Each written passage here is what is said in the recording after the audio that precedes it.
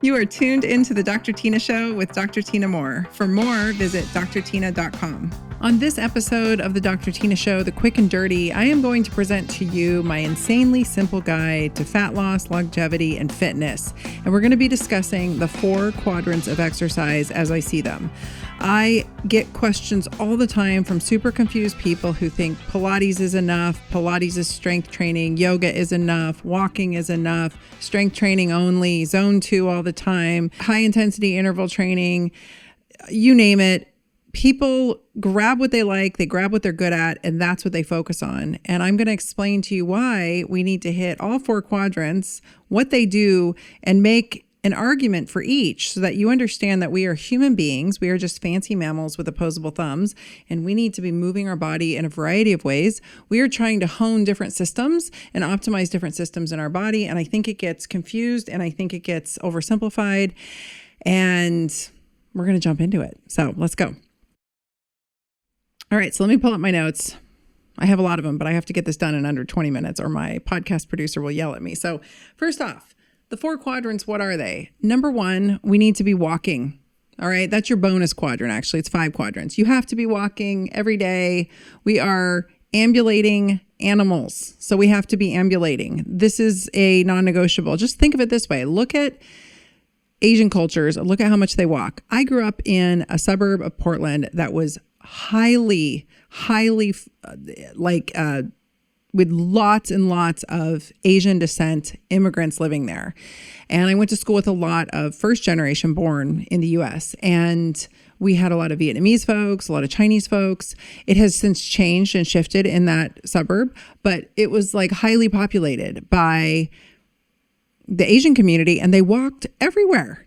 They walked and walked and walked. And all I would ever see is these little old men and little old ladies walking everywhere. And I would drive to school in high school, and I would see them walking, and I would drive home and I would see them walking.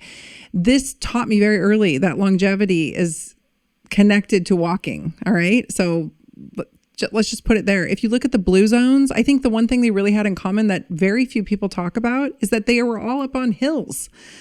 Like they all had to huff it up hills all the time. They can talk about the food. They can talk about the sun. They can talk about the community. They can talk about multi-generational living. They can talk about all those things in the blue zones. But I'm telling you, I did a whole podcast on why stairs are important. I think it's because they're huffing up and down these hills. All right. So walking. The first quadrant, other than the bonus quadrant of walking, is strength training. The second quadrant is going to be your cardio. Everybody loves cardio. I am a girl. I'm an 80s baby, 80s and 90s girl, right? And cardio bunnies everywhere. Lots and lots of cardio. Everyone just did cardio. We can't just do cardio. The third quadrant is high intensity or explosive plyometrics. So explosive, highly metabolic, explosive movements. You could put powerlifting in there, sprints, plyometrics, high intensity interval training, anything. I realize that plyometrics and high intensity interval training are not the same thing all the time, but I'm putting this here as explosive bouts of movement. Sprinting, think of it that way. A lot of people like to hang their hat exclusively on sprinting. It's amazing, but it's not the end all be all. And then what I will categorize as isometrics and controlled movements like yoga and Pilates. And I'm going to go through each one of them. So let's just talk quickly about strength training, right? Let's clean the glasses. This is resistance training, strength training, lifting weights, whatever you want to call it. Now we can get granular here and we can talk about bodybuilding versus strength training, which are 2 different things. I'm talking about strength training. I want to be strong AF when I get old so that I don't fall and break a hip. I want all of my muscle fibers working in my favor. So the primary focus of this is truly the foundation of aging well and truly the foundation if you want good metabolic health. The primary focus, lifting weights, resistance training, hypertrophy training, whatever. The muscle fibers targeted are type 2 fibers, and your type 2 are your fast twitch. We lose these as we age. These are the fibers necessary to generate force and power, but they atrophy the fastest with age. And so we're trying to hone those as well. Why this matters is because strength training prevents sarcopenia, which is wasting, and frailty and wasting and sarcopenia are the kiss of death, period. If you're frail, you will get dementia. If you're frail, you will potentially fall and break a hip. If you're frail, you will get taken out by the latest, upper respiratory virus that's running around as comparison to if you weren't frail. So frailty is not something you want to go into anything with. We do not want to go into battle with frailty. All right. We lose metabolic flexibility as we lose muscle. You guys have heard me beat this drum, so I'm not going to go too far into it. We want good bones. We want good muscles. We want that nice glucose sink to take up the excess glucose that we're eating and turn it into something we can use, right? I've talked about this. Put a meat suit on your body, like build a slab of muscle on that meat suit. Strength training and immune health. Importantly here is that we have the data to support this. I have seen this anecdotally. I will just put it this way. Your immune system will function far better if you have muscle, and not just muscle that you are blessed to have, but trained skeletal muscle you're using actively on a regular basis. I saw this time and time and time again in my clinical practice. And if you are going into anything, whether it be the 2 C's, the virus that shall not be named, and the big C of cancer, we have data going back. I don't even know why this is a new conversation or why people haven't heard this before, but you absolutely have to have muscle on your body if you're going to go through anything. And you've heard me say the only way out is through. I would like to have muscle as I go through. So I will leave it at that. Plus, it lowers inflammation because muscle secretes myokines, and myokines are awesome. Myokines are anti-inflammatory, and they do a whole host of wonderful things in our body, and we can literally build a suit of them. So I, for one, will be building a nutrient-dense body of muscle. I'm feeding myself well. I'm building that muscle.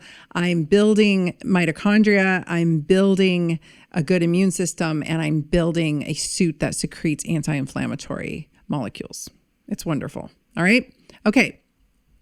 The next one, let's talk about cardio. So cardio, obviously, we need good vascularity. We need good heart health. It's not just about heart health, though. We need our whole vascular system, the entire tree out to our fingertips. We need good perfusion. We need blood to get out distally. So proximal, distal, we need blood to get out there. We need to pump it and use it. Another great place for cardio is when we want to give our nervous system a bit of a challenge. We want to give our lymphatics some flow. We want to give ourselves a bit of a hormetic stressor, not just from the sense of lifting heavy shit, but also, can we run away from danger for a prolonged period of time? Now, it doesn't have to be an all-out sprint for a long period of time, but I need to know that I can pick up a clip if I need to hustle. Like, can you hustle? Not just hustle in a sprint, but like if we need to jog somewhere. I just always think of things in terms of primal medicine. And I need 2 legs that ambulate well if I need to go track down prey. Just basics. Like, I'm not talking fast. I'm talking zone 2. Zone 2 is... Go look at Dr. Peter Attia's work just for the sake of time. He has great information around zone 2. I actually saw him in Vegas at a hotel doing zone 2. When I walked into the gym, I'm like, oh, there's Peter Attia doing zone 2. He really believes in it. He talks all about it. It boosts mitochondrial activity and density. It increases your VO2 max. These are highly linked to longevity. So zone 2 is going to be, you can find it in a myriad of different ways, but I like to think of it as cardio that you can talk through. That's the easiest way to do it. You can do math. I think it's like 180 minus your age. But really, just cardio you can talk through. Can you hold a conversation? That's your zone 2. And this is going to help with all kinds of wonderful things in our body. Most notably, just good turgor in blood flow. Like, tissues that are perfused look better, right? So you're going to be more beautiful. Yes, you can get some of this in with strength training in a way, but also let's be able to like pick up a clip and hustle. So I think these translate into zombie apocalypse efforts, right? Then we've got our high intensity sprints, plyometrics, explosive movements, maybe powerlifting in there. This is fast twitch fiber and power and fall prevention, really. So also bone density. So I think of this as like box jumps.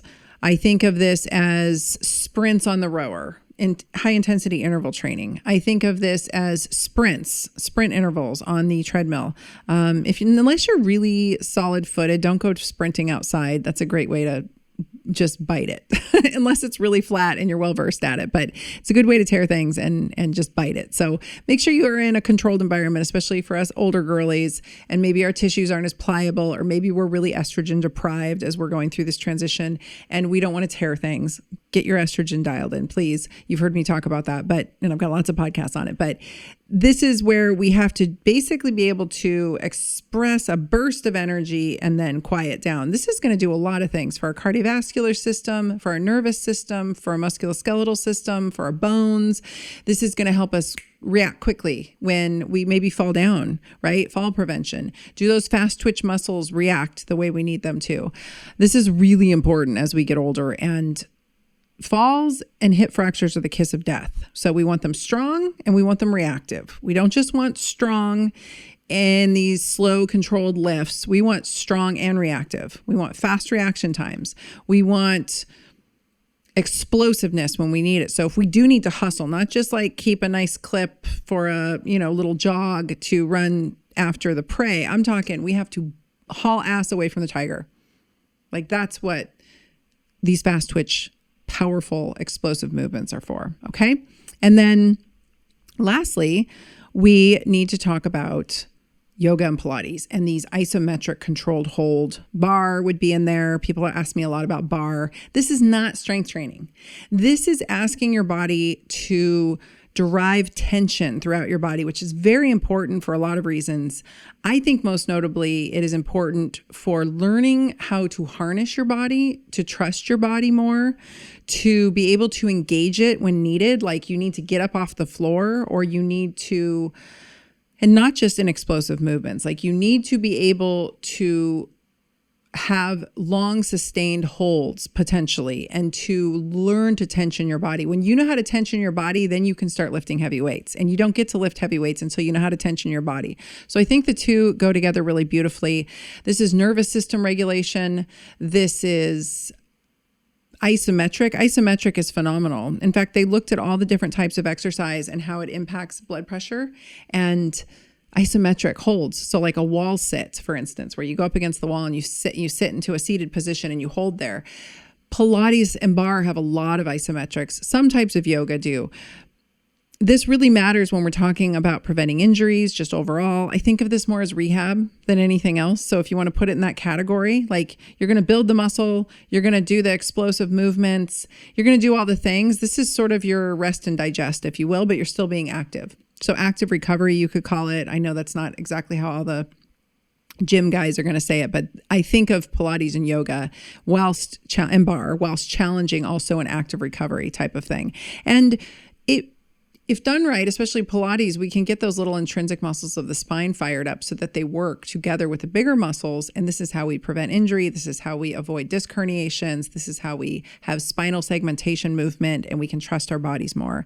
I see a lot of women who just do Pilates. And while maybe these lean, lanky women doing Pilates look beautiful on, their Instagrams, I want to be resilient AF. And so I'm going to integrate Pilates with my strength training. Because what's the point? What's the point of having this beautiful body if you can't do any push-ups and you can't deadlift your body weight and you can't do any squats for weight? Like, what's the point, right? You're kind of useless. Like, you need to be helpful in society. And that might mean being able to lift something heavy up off of someone you love. So we got to do the strength training too, right? And we want to make sure that our hips are mobile, but also quick to respond and strong, because we have to have lots of ambulation. So they're just lubed up, right? So these are the 4 quadrants.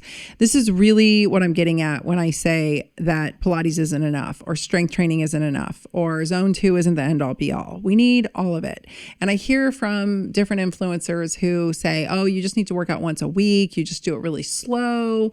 Or I've got this fancy machine where I just do everything really slow with high tension. Like there's these AI workout machines. That's all well and good, but I want my body to respond to the things that life is going to throw at me. And life isn't always going to be a well-controlled AI environment, or a Pilates reformer, or a squat rack, or, a treadmill. Life is going to throw curveballs at us, and I want to be able to respond to all of them. That's why this matters. So We want to prevent injuries.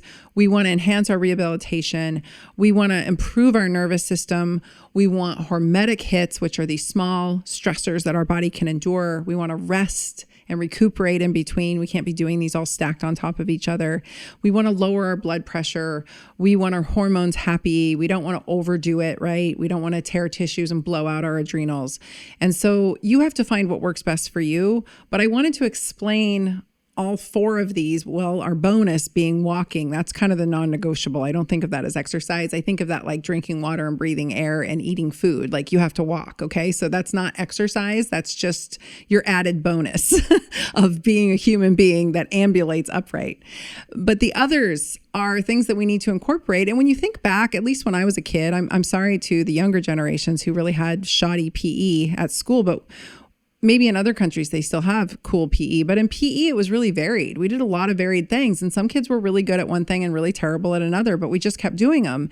And kids might hate, like, oh man, we're going to whine and complain about today's activity. I really just tried to embrace all of it because I thought, I want to be good. I want to be a good human, right? And then I look at my husband, who's just a natural born athlete. Everything he does, for the most part, everything he does so with such ease and grace when it comes to physicality. And it's really hot. Like it's a super hot thing to see and to behold. And there's some things he's not solid at and there's some things he's not as good at, but he can work on them and he can get there. But he always says, like, I'm just a natural born athlete. I just know how to move. And I think it's not that he's a natural born athlete. Maybe, I mean, there is something to that, but also he's been on a farm his whole life and he's always moved. He always moves. He always works with his body somehow. So he might be climbing in underneath an excavator to get a filter. He might be doing something on top. He might be climbing on the roof of the barn. He might be scaling a rope. I don't know. He's always doing crazy shit, but he stays physical and he has that physicality about him, and that's going to help him not age as fast as those of us who might be more stagnant and have desk jobs and sit in front of artificial lights. So we have to make up for that with our 4 quadrants in the gym. So I hope that's helpful. If you guys like this, please let me know. You guys can email me at podcast@drtyna.com. I would love if you would go rate, review, and subscribe. Go follow me on YouTube if you want to watch the video versions of this. Send it out to your friends and family because I still think there's a lot of confusion. People really want to get hung up on one thing about what the influencers are saying, or maybe they found something they like, and there's that old adage of do the exercise that you like.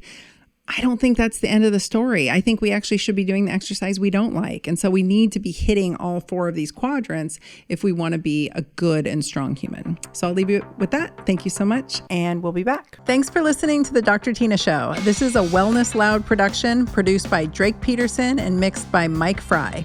Theme song is by John the Guilt. You can watch the full video version of this podcast inside the Spotify app or on YouTube. As always, you can email the podcast at podcast@drtyna.com. That's DRTYNA. And if you like this episode, please rate, review, and subscribe on your favorite podcast app. You can also find all of my offerings on my website at drtyna.com. For more shows by my team, go to wellnessloud.com. See you next time, and thanks for listening. This podcast is for general informational purposes only. It does not constitute the practices of medicine, nursing, or other professional healthcare services, including the giving of medical advice. I am a doctor, but I am not your doctor. No doctor-patient relationship is formed. The use of this information and the materials linked to this podcast is at the user's own risk. The content on this podcast is intended not to be a substitute for professional medical advice, diagnosis, or treatment. Users should not disregard or delay in obtaining medical advice from any medical condition they have, and they should seek the assistance of their healthcare professionals for any such conditions.